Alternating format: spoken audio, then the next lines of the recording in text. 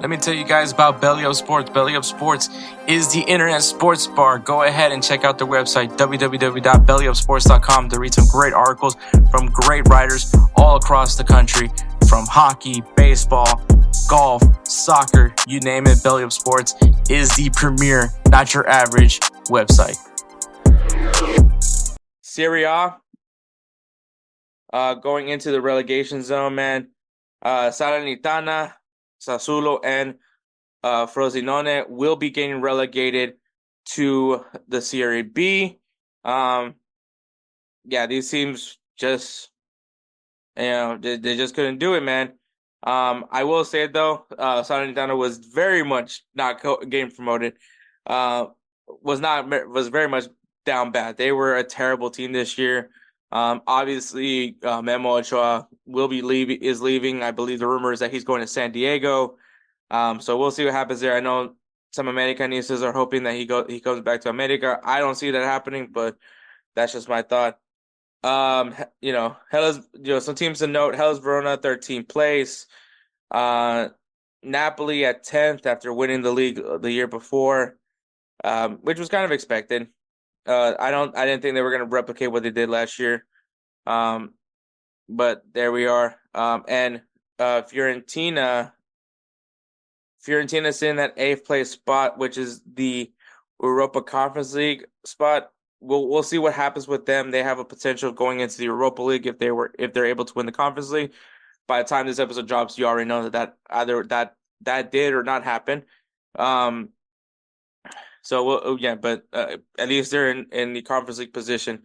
I believe if that's the case, I think if Fiorentina does win the Conference League, I believe Torino will be the team that ends up going to the Conference League, since Fiorentina will be in Europa League. Lazio and Roma will be in the Europa League this season.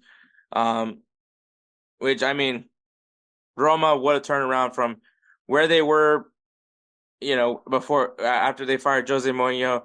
Obviously, De Rossi comes in to take over, and they're in a European competition spot. So very, very positive for them over there at Roma. I'm hoping that now a full year with De Rossi, we'll see what happens with Roma. Can Roma go back to being a powerhouse club? And we have 5 Champions League spots. Bologna, Atalanta, Juventus, and AC Milan are going into Champions League.